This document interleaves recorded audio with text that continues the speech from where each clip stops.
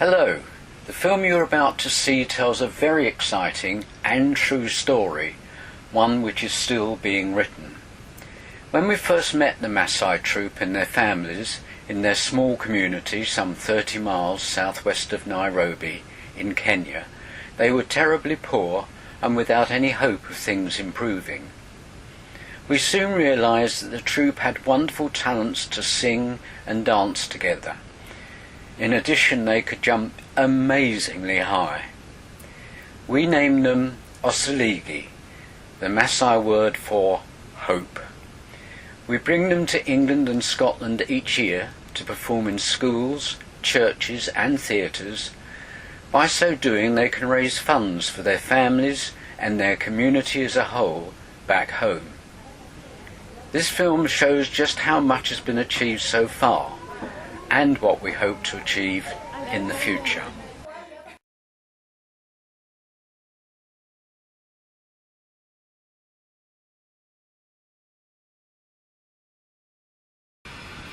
Without doubt, the major need for the troupe's community, once their immediate family needs have been provided for, was the provision of proper schooling facilities. Their existing school, tucked behind the few shops in their village of Kisamis, consists of a series of dilapidated, rented buildings with holes in the roof and without flooring.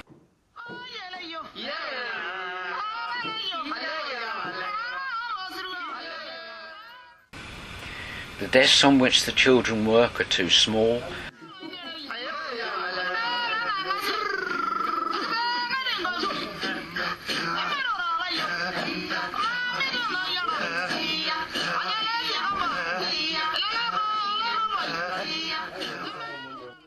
the toilet facilities were unhealthy even when they were first built many years ago, and nearly all the teaching aids around the walls are produced manually by the teachers themselves.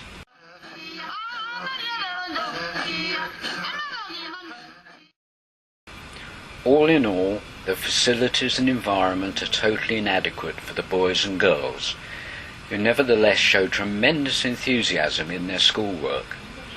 It was obvious that the only solution was the building of a new school, which, though very simple by British standards, would be custom designed to meet the needs of its pupils. During the troupe's tour of 2009, we talked to audiences about the project and had the good fortune to meet a wealthy donor and his wife who agreed to fund, monitor and oversee the building of the new school.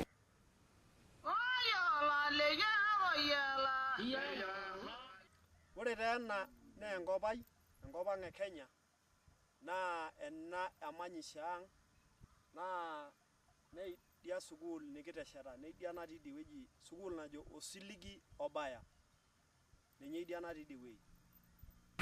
Some years ago, the Kenyan government gave an area of land to each Maasai. This was to prevent this nomadic tribe from wandering the countryside looking for pasture for their cattle and unconsciously intruding onto nature reserve land. Richard, the leader of the troupe and elder of the tribe, kindly donated a large part of his land for the building of the new school, now nearing completion. Light and airy with plastered walls, which, in time, will be covered by professionally produced teaching aids, at present being tested out by Richard's youngest son. It will be a tremendous boost to the children's education.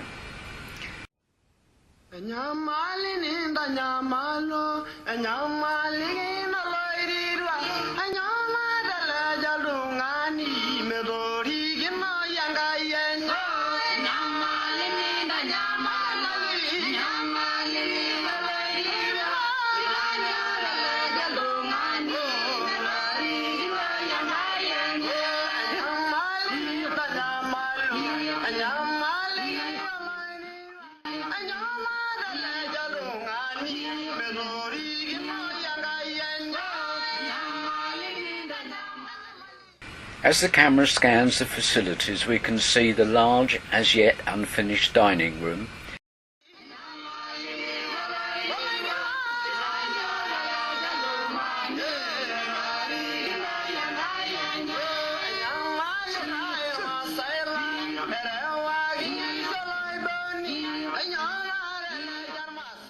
and the newly installed wood burner in the kitchen.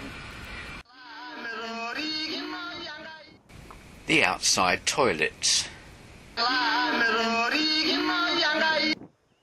The teachers' accommodation block and interiors.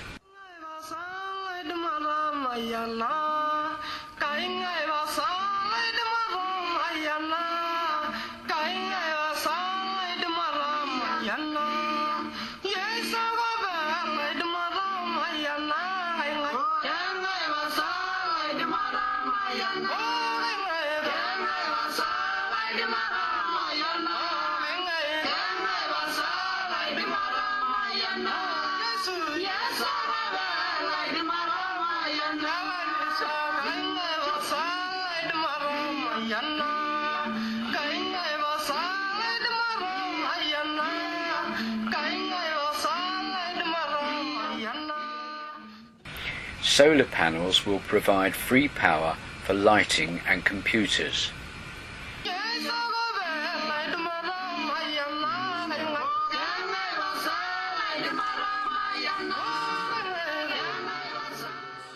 Additionally, the provision of proper desks, seating and educational aids are of prime importance. As this project nears completion, the community at last will have the proper facilities for their children to prepare themselves for secondary education and the possibilities of a university place, something which they could only have dreamt of a few years ago.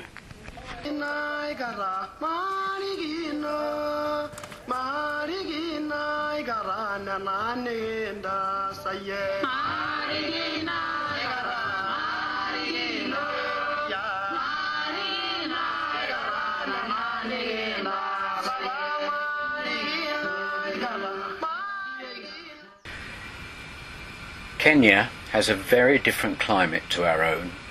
When it rains, it comes down in torrents, as you see.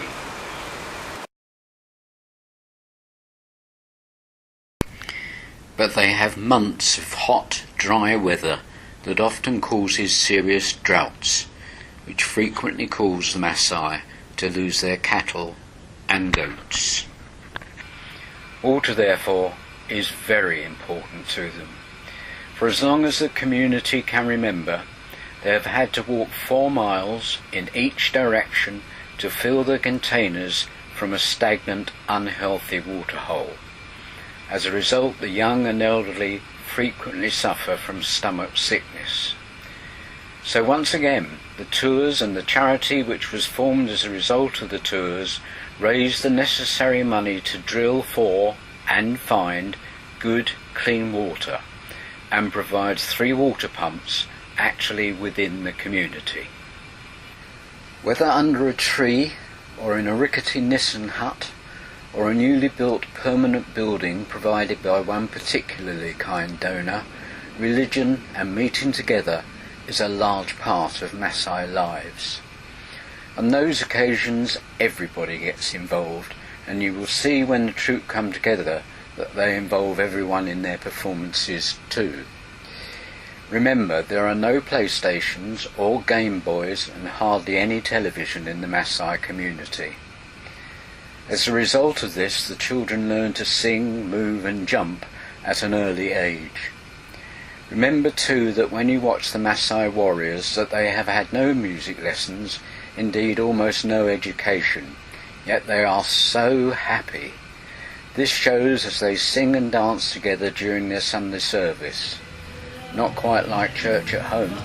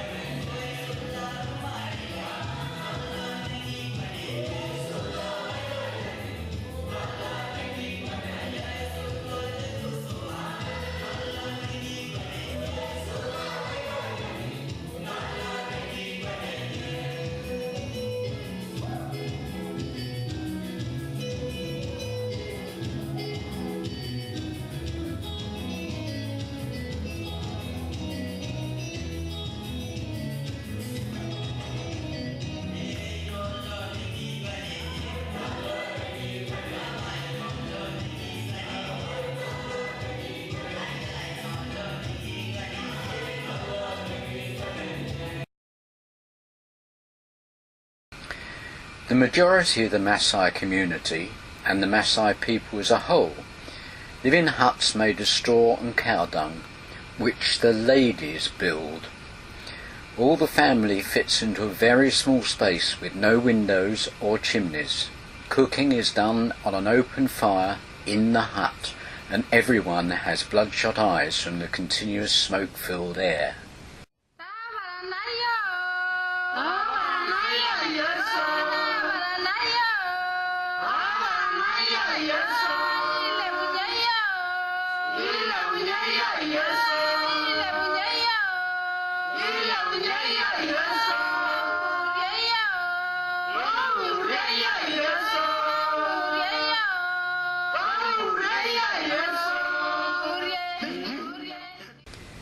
Members of the troupe have been able to build themselves permanent homes of corrugated iron.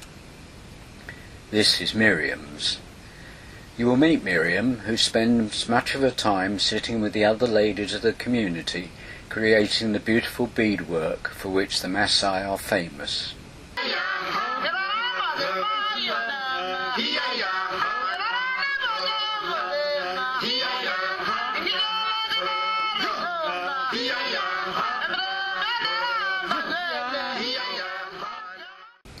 Once again, they always sing when they work.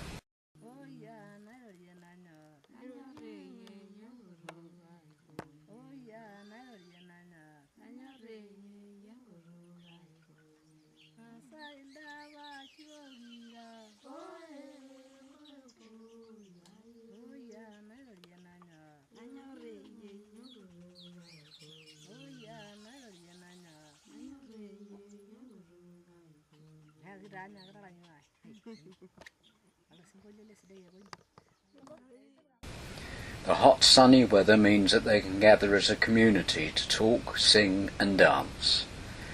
They have so little, and yet, as we said earlier, they are so happy.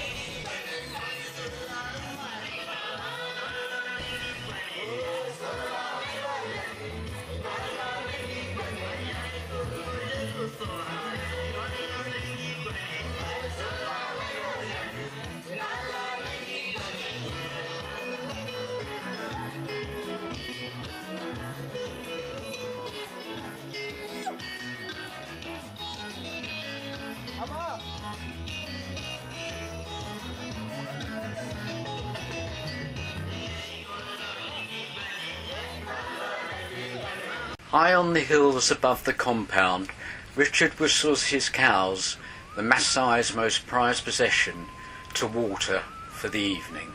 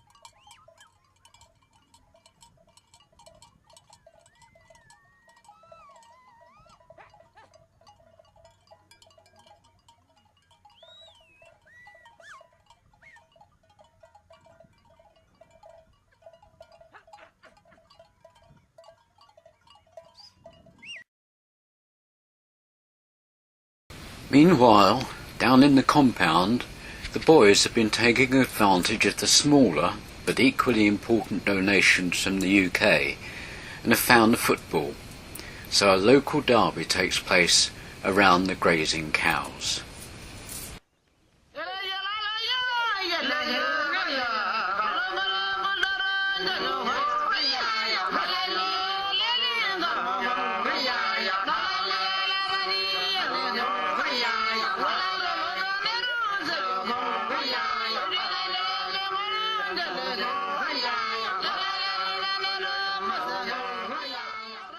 The future for the community is very much tied in with the future of the troupe.